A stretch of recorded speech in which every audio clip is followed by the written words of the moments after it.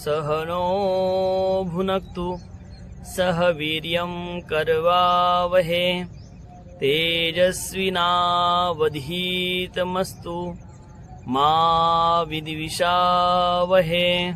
ओम शांतिः शांतिः शांतिः। कृष्णाय वासुदेवाय हरये परमात्मने प्रणतक्लेशनाशाय गोविन्दाय नमो नमः।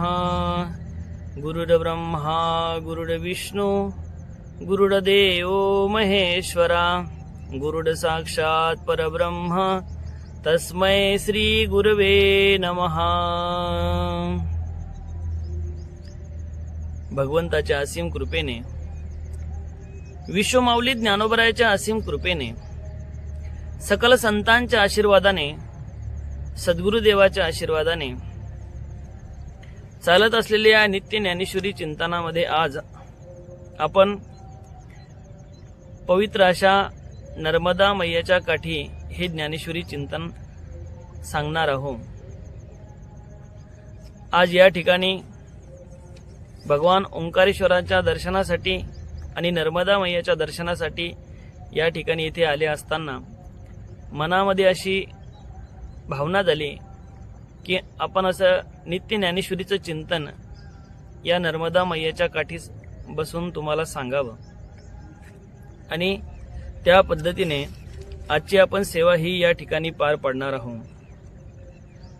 तैसे आणि आन करिता नाशू होईल हिता म्हणून तू आता सावध होई। आज आपण ज्ञानेश्वरी चिंतनासाठी जी ओवी सेवेसाठी निवडली आहे ती दुसऱ्या अध्यायातील ही 184 क्रमांकाची ओवी आहे आणि या ओवीपासून आज आपण प्रारंभ करणार आहोत। कालच्या चिंतनामध्ये आपण पाहिलं की अर्जुन जो आहे तो अर्जुन भ्रमित झालेला आहे। अर्जुनाला आपला स्वधर्म काय आहे तो स्वधर्म विसरलेला आहे आणि स्वधर्म विसरल्यामुळे त्या अर्जुनाला स्वधर्माचं ज्ञान करून देण्याचं काम भगवंत करत आहे आणि म्हणून भगवंत अर्जुनाला स्वधर्माचं ज्ञान देत असताना सांगत आहे की अर्जुना, कोणत्याही परिस्थितीमध्ये या स्वधर्मापासून आपण परावृत्त होऊ नये आणि ती क्षत्रियाला योग्य नाही आणि तुझ्यासाठी हे जे काही युद्ध आहे हेच तुझा स्वधर्म आहे। अरे भिक्षा मागणं असेल किंवा तीर्थाटन करणे असेल, हिमालयात जाणं असेल, हा काही तुझा स्वधर्म नाही। तुझा स्वधर्म जर काय असेल तर स्वधर्म तुझा हा आहे की तू युद्ध केलं पाहिजे आणि त्या संबंधाने आपण काल ओव्या सुद्धा पाहिल्या। माऊलीने एक फार सुंदर ओवी सांगितली होती आपल्याला की आगा गोशीर जरी झाले तरी पथ्यासी नाही म्हणतले, ऐसिनी ही विष होय सुदले नवज्वारी देता। अरे गोशीर म्हणजे गाईचं दूध अतिशय पवित्र आहे, गोड आहे, अमृता समान आहे, परंतु असं जे काही गाईचं दूध आहे हे गाईचं दूध जर एखाद्या व्यक्तीला नवज्वर झाला असेल आणि अशा व्यक्तीला जर हे दिलं तर ती विषासारखं काम करतं। अर्जुना, तुझ्या ठिकाणी निर्माण झाली जी करुणा आहे ती करुणा या ठिकाणी योग्य नाही। ज्या ठिकाणी करुणा निर्माण व्हायला पाहिजे त्या ठिकाणी झालीच पाहिजे, ज्या ठिकाणी अंतःकरणामध्ये दया यायला पाहिजे त्या ठिकाणी आलीच पाहिजे। एखादा दीन दलित दुबळा गरीब गरजू अशा व्यक्तीविषयी माणसाच्या अंतःकरणामध्ये दया असावी, त्याच्याविषयी माणसाच्या अंतःकरणामध्ये करुणा असावी, त्याच्याविषयी माणसाच्या अंतःकरणामध्ये प्रेम असावे। परंतु जर या ठिकाणी युद्ध चालू आहे, युद्धासाठी तू आला आहे आणि युद्धासाठी आलेला असताना अशा पद्धतीने तू काय करत आहे तर या ठिकाणी तुझ्या स्वजनाच्या विषयी करुणा प्रेम दया दाखवत आहे, हे काही योग्य नाही। म्हणून अशा पद्धतीने जर तू काही करण्याचा प्रयत्न करत असेल, अशा पद्धतीने या ठिकाणी आणीआण करत असेल, अशा पद्धतीने तू जर हे युद्ध टाळायचा प्रयत्न करत असेल तर हे काही योग्य नाही. म्हणून अर्जुना, भलत्या ठिकाणी भलते आचरण करणं योग्य नसते आणि त्यामुळे तुझा हित तर होणार नाही, पण अहित निश्चित झाल्याशिवाय राहणार नाही. तुझ्या हिताचा निश्चित नाश होईल. म्हणून तू या गोष्टीचा विचार कर आणि आता सावध हो. माऊली सांगतात पुन्हा, वायाची व्याकुळ काही आपुला निज धर्म पाही, जो आचरिता बादू नाही कवने काळी. अरे सांगतात की ज्याप्रमाणे की जर तुझं आचरण समजा तू मोहाने का बरं व्याकुळ होत आहेस. अर्जुनाच्या ठिकाणी भयंकर असा मोह निर्माण झालेला आहे. अरे मोह ही गोष्ट अशी आहे की मागे सांगितलं, अरे आसक्ती असेल, मोह असेल की असं म्हणतात की जे फुलपाखरू आहे, पतंग आहे, माऊलीने मागे ओवी सांगितलीच आहे की ते जे भ्रमर आहे, भ्रमराच्या संबंधाने ओवी सांगितली आहे. भ्रमर भेदी कोरडे भलतेसी काष्ट कोरडे, परी कळिके माझी सापडे कोळीये. अरे ज्याप्रमाणे त्या भ्रमराला त्या फुलाचं आकर्षण लागतं आणि ते आकर्षण लागल्यानंतर किंवा त्या आकर्षणामध्ये आसक्त झाल्यानंतर की तो त्यामध्ये पडून रात्रभर पडून तो त्याचं गुदमरून मरेल, पण ते जे काही कमळाचं पाकळी आहे किंवा फूल आहे ते कुरतडणार नाही. वास्तविक त्या भ्रमरामध्ये एवढं सामर्थ्य आहे, एवढं सामर्थ्य त्या भ्रमरामध्ये आहे की ते जे भ्रमर आहे कठीण अशा लाकडाचा सुद्धा भेद करतं. त्या कठीण अशा लाकडाला सुद्धा पोखरण्याचं सामर्थ्य त्याच्यामध्ये आहे. तरीही सुद्धा तो जो भ्रमर आहे तो भ्रमर मात्र त्या कमळाच्या पाकळीला पोखरत नाही. आणि या ठिकाणी हा व्याकुळ झाला आहे. कशामुळे? तर मोहाने. म्हणून भगवंत म्हणतात की तू का बरं मोहाने व्याकुळ झाला आहे, तू का बरं अशा पद्धतीने स्वतःचा निजधर्म विसरला आहे. अरे जो निजधर्म आहे त्या निजधर्माचं जर तू पालन केलं तर त्या निजधर्माचं पालन केल्यानंतर तुझं निश्चित कल्याण होणार आहे. काय होणार आहे? तुझं निश्चित कल्याण होणार आहे. म्हणून तू तुझ्या निजधर्माचं काय कर? पालन कर. तू जर निजधर्माचं पालन केलं नाही तर ते काही योग्य होणार नाही. माऊली पुन्हा उदाहरण देऊन सांगतात, जैसे मार्गेची चालता अपायो न पवे सर्वथा, का दीपाधारे वर्तता नाडाळी जे. अरे ज्या पद्धतीने सांगतात, ज्याप्रमाणे सुयोग्य मार्गाने चालत असताना कधीही अपाय होत नाही किंवा रात्री दिव्याच्या उजेडाने चालले असता ठेच लागत नाही. अरे माऊलीने असे पदोपदी उदाहरण दिले आहे. आणि या ठिकाणी माऊली हे सांगतात की ज्या पद्धतीने तू जर दिव्याच्या प्रकाशाच्या झोतीत जर चालला किंवा बॅटरीच्या साह्याने चालला, प्रकाशाच्या साह्याने चालला तर तुला ठेच लागायचा प्रश्न नाही. परंतु जर अंधारात सैरावैरा चालत आहे, इकडे तिकडे धावत आहे, पळत आहे किंवा जात आहे किंवा चालत आहे आणि तुझ्या हातात प्रकाश नाही, तर तुला निश्चित काय आहे? ठेच लागल्याशिवाय राहणार नाही. आणि दुसरी गोष्ट, जर मार्ग योग्य नसेल, अरे चांगला सरळ रस्ता, डांबरीचा रस्ता सोडून द्यायचा आणि पहाडीने चालायचं आणि ते बी रात्री चालायचं, तर अशा वेळेत ठेच लागल्याशिवाय राहणार नाही. मग योग्य रस्ता जर सोडून तू जर अयोग्य रस्त्याने गेला तर निश्चित तुला त्याचं काय भोगावं लागेल, तुला त्याचं फळ निश्चित भोगावं लागेल. म्हणून जो तुला मार्ग आहे, जो तुझा मार्ग आहे, मार्ग कोणता आहे? तर तू स्वधर्माचं पालन करणं हा तुझा मार्ग आहे. म्हणून या स्वधर्माचं पालन केलं पाहिजे. आणि जर तू करत नसेल तर मग हे मात्र निश्चित आहे की तुझ्या ठिकाणी जर स्वधर्माचं पालन तुझ्याकडून होत नसेल तर तुझं अहित झाल्याशिवाय राहणार नाही. तया परी पार्था स्वधर्मे राहटता, सकळ काम पूर्णता सहजे होय. पुन्हा माऊली सांगतात की अरे बाबा, स्वधर्माने जर तू वागत राहिलास तर तुझ्या सर्व इच्छा सहजपणे पूर्ण होतात. अरे स्वधर्माने जर तू वागत राहिला तर तुझ्या इच्छा सहज पूर्ण होतात.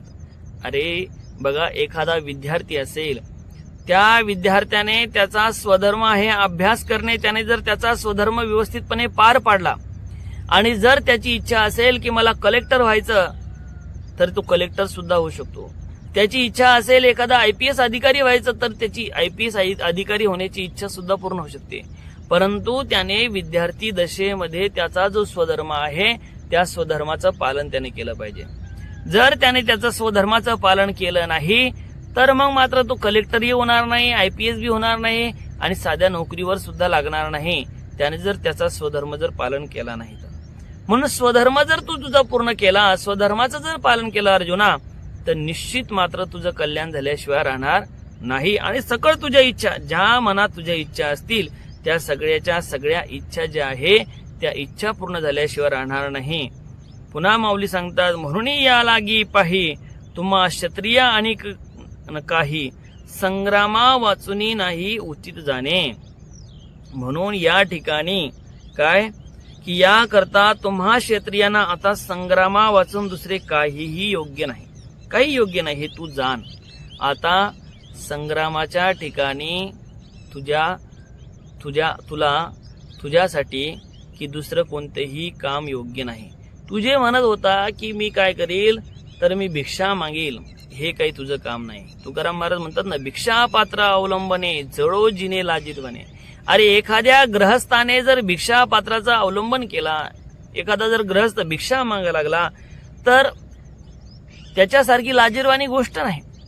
अरे एखादा संन्याशी असेल, तो जर भिक्षा मागत असेल तर त्याचं जीवनच भिक्षेवर असतं, त्याने भिक्षा मागावी, त्याचा अधिकार तो आहे. पण ग्रहस्थाने भिक्षा मागणं योग्य आहे का? नाही.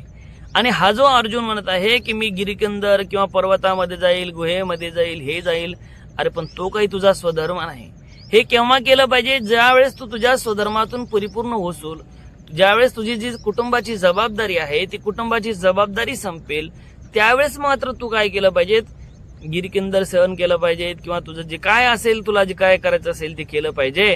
म्हणजे वानप्रस्थ आश्रमामध्ये ज्यावेळेस तुझी जबाबदारी संपून तुझा असू त्यावेळेस तुला काय करायचं ते कर.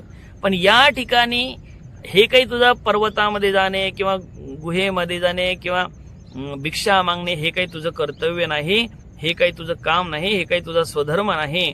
म्हणून तुझ्यासाठी स्वधर्म जर काय असेल, तुमच्या क्षत्रियांसाठी जर स्वधर्म काय असेल तर तो संग्राम आहे, युद्ध आहे. म्हणून युद्धाशिवाय तुमच्यासाठी दुसरा कुठलाही स्वधर्म नाही. अरे युद्धातून पळ काढणं म्हणजे एक प्रकारे लाजिरवाणी गोष्ट आहे. मागे सांगितलंच की हे तुला बाणावर घेतील, हे मारतील. पुढे बी सांगणारच आहे की जरी हा अर्जुन युद्ध सोडून गेला तरी सुद्धा हे याला सोडणार नाही. याने जरी युद्ध नाही करण्याचा निर्णय घेतला परंतु बाकीची याला सोडणार नाही. पुन्हा माऊली सांगतात, निष्कपट व्हावे उसिना घाई झुंजावे, हे असो काय सांगावे प्रत्यक्षावरी. अरे सांगतात, निष्कपट भावाने समोरासमोर उभे राहून शौर्याने युद्ध करावे. परंतु हे असो प्रत्यक्ष युद्धाचा प्रसंग आला आहे तरी ती जास्त काय सांगावे. अरे अशा पद्धतीमध्ये निष्कपट भावाने समोरासमोर उभं राहून युद्ध केलं पाहिजे. अरे आपल्या जीवनामध्ये संकट आल्यानंतर आपण खचून जातो, घाबरून जातो, परंतु आपण सुद्धा आपल्या संकटामध्ये काय केलं पाहिजे तर त्याच्या समोर गेलं पाहिजे. अरे संकट प्रत्येकावर येत असतं,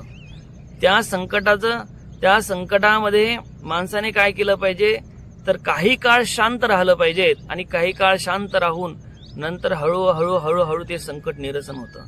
पण ज्यावेळेस संकट आलं आणि त्या संकटाच्या वेळेस माणसाने घाईघाईत एखादा निर्णय घेतला तर त्या निर्णयापासून माणसाचं अहितच होतं. संकटाच्या काळामध्ये शांत राहणं हे सगळ्यात मोठा उपाय आहे. संकटाच्या काळामध्ये तुम्हाला जर काही करायचं नसेल तर तुम्ही फक्त शांत राहा, भगवंताचं नामस्मरण करा, सगळे मार्ग तुमचे मोकळे होऊन जातील. परंतु अशा वेळेस काय केलं पाहिजे? शांत राहिलं पाहिजे.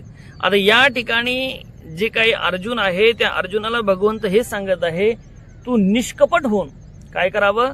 निष्कपट. तुझ्या अंतकरणामध्ये कुठल्याही पद्धती मी त्यांना मारणार आहे, ते मरणार आहे आणि अशा पद्धतीने हानी होईल, हे होईल, ह्या सगळ्या गोष्टी तू मनात आणू नको.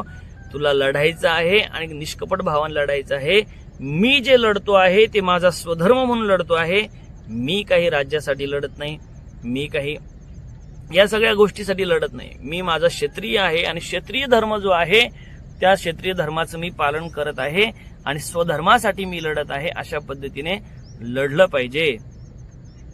भगवंत पुन्हा अर्जुनाला सांगत आहे, यदृच्छया चोपपन्नम स्वर्गद्वारमपावृतम सुखिनः क्षत्रियः पार्थ लभन्ते युद्धमीदृशम. भगवंत सांगतात, हे अर्जुना, यदृच्छया आपवृत्तम स्वर्गद्वारम उपपन्नम इददृशम युद्धम सुखिनः क्षत्रियः लभन्ते. अर्जुना, सहजपणे प्राप्त झालेला हा युद्ध प्रसंग म्हणजे जणू काही स्वर्गाचे उघडलेले द्वार आहे. असे हे युद्ध भाग्यवंत क्षत्रियांनाच प्राप्त होते. अरे, तुला जे काही युद्ध प्राप्त झालं, हे युद्ध म्हणजे काय आहे तर क्षत्रियासाठी उघडलेले हे स्वर्गाचे द्वार आहे. अरे, स्वर्गामध्ये जायचं असेल तर 100 यज्ञ करावे लागतात आणि 100 यज्ञ केल्यानंतर मग स्वर्गाची प्राप्ती होते. अरे, या ठिकाणी तुला सहज स्वर्गाची प्राप्ती होईल. सहज तुझ्यासाठी स्वर्ग आहे, परंतु त्यासाठी तू काय केलं पाहिजे? हे युद्ध केलं पाहिजे.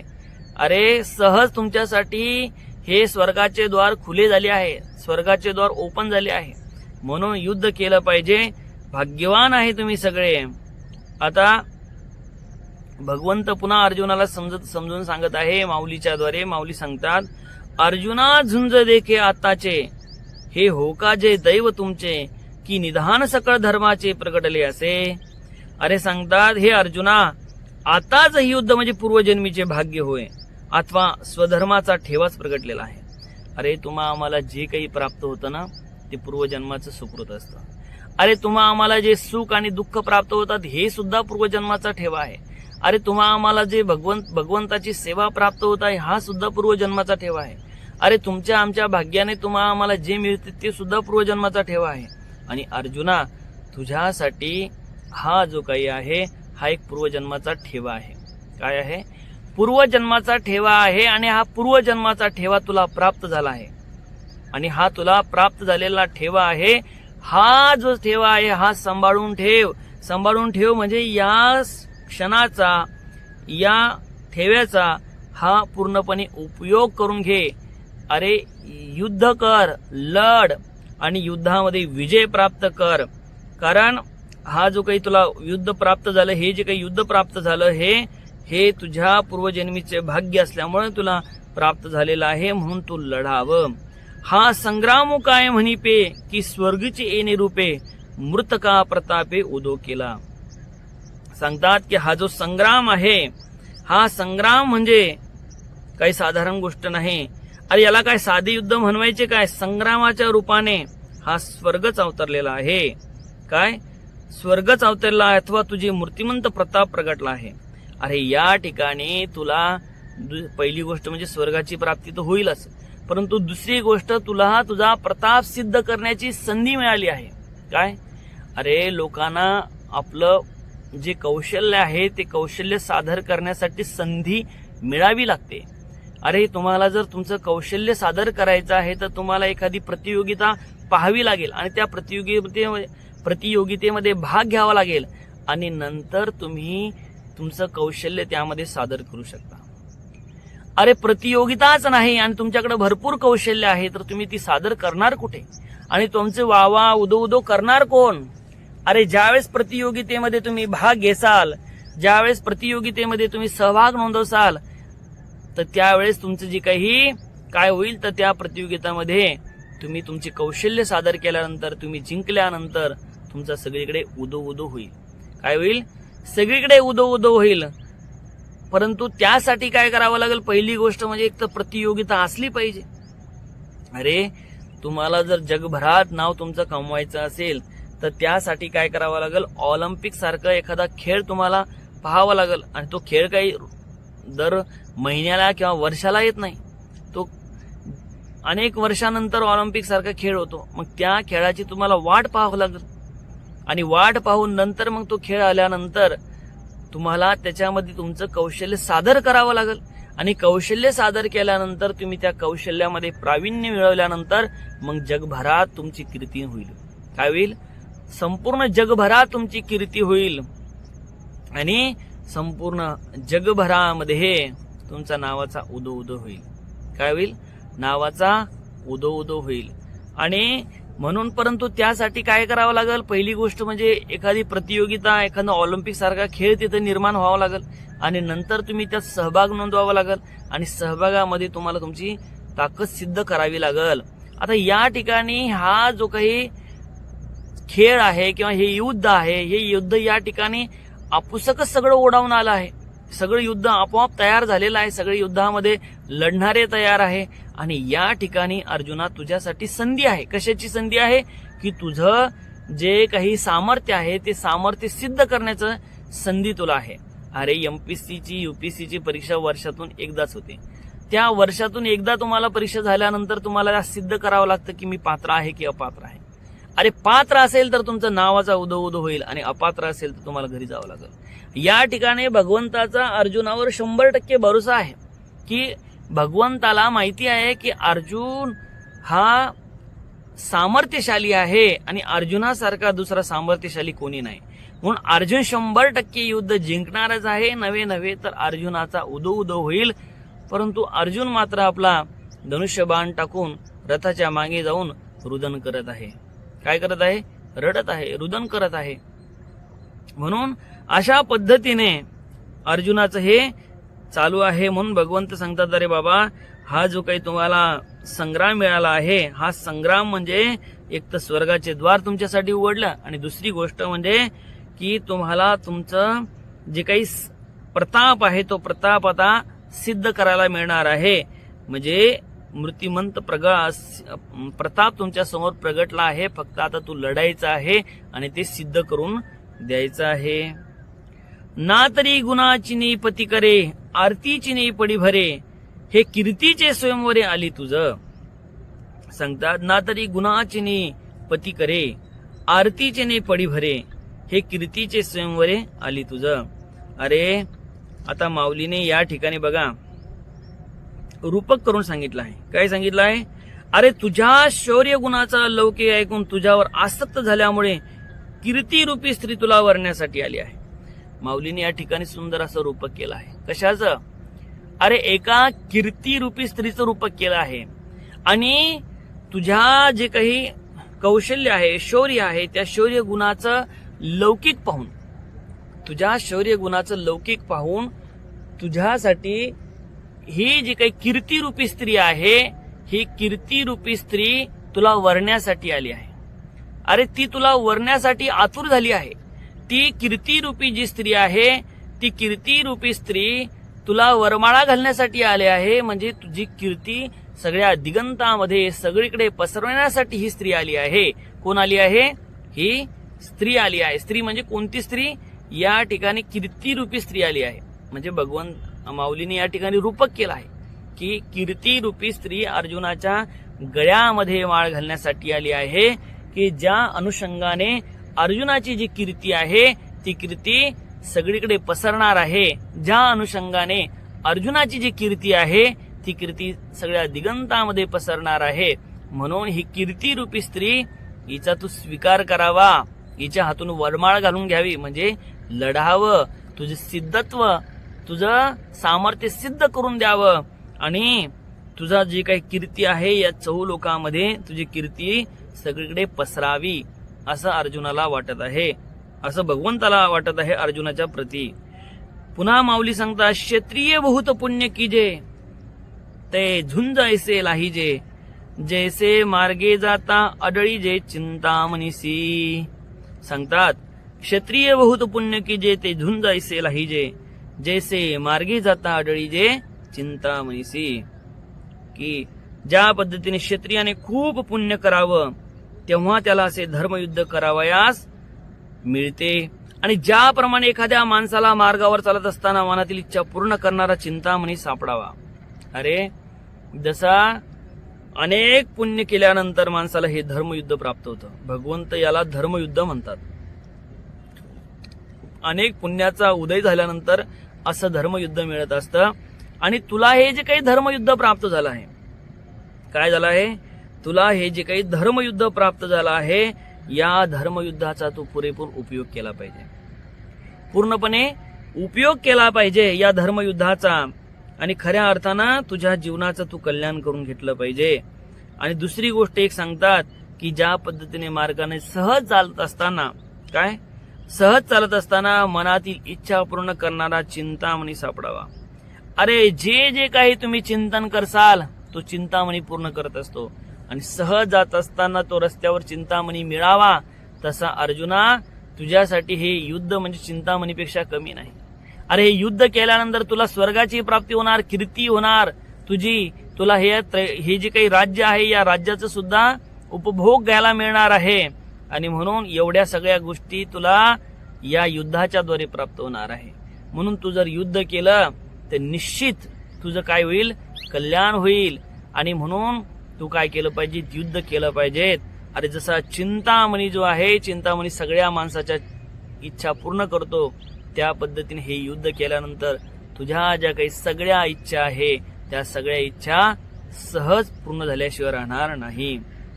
ना तरी जांभया पसरे मुख, तेत अवचटे पडे पियूक, तैसा संग्राम हा देख पातला असे. अरे सांगतात हे युद्ध म्हणजे कसं प्राप्त झालं अर्जुना तुला. अरे ज्या पद्धतीने एखाद्याने जांभळी देण्यासाठी आपलं मुख काय करावं,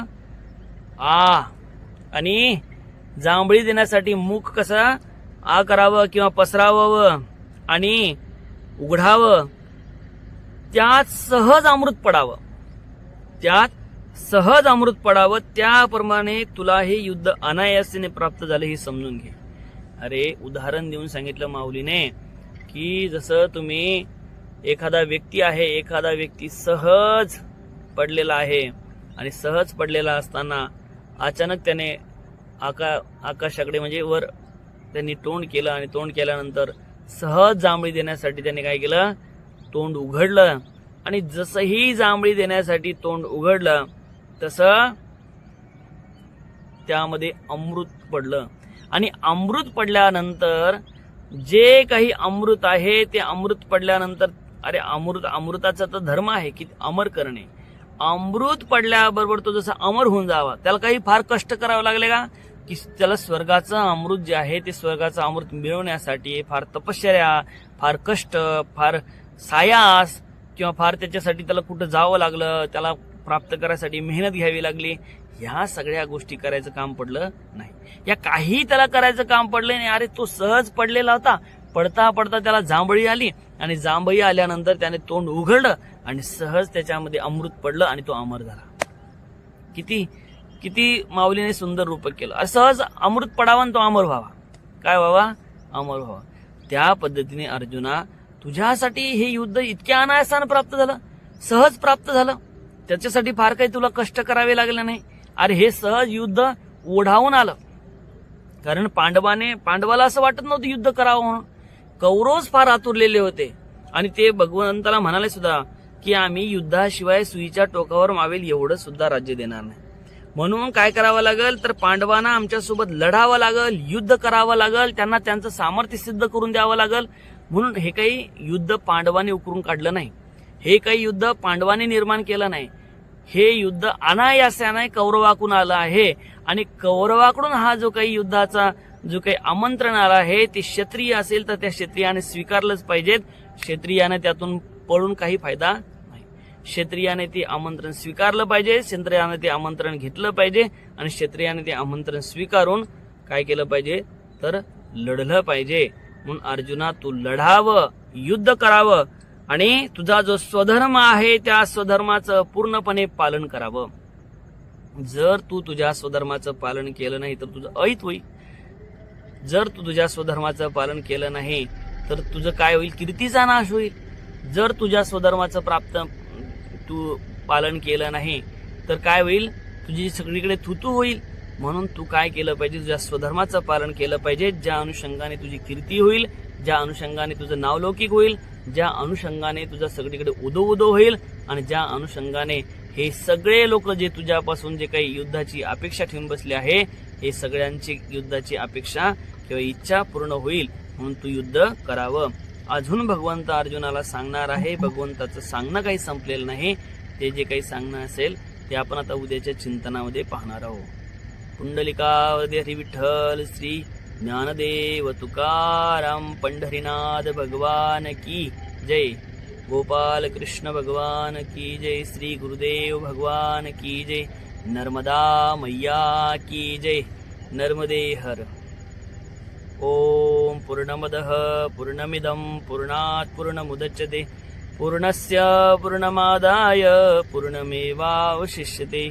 ओम शांती शांती शांती.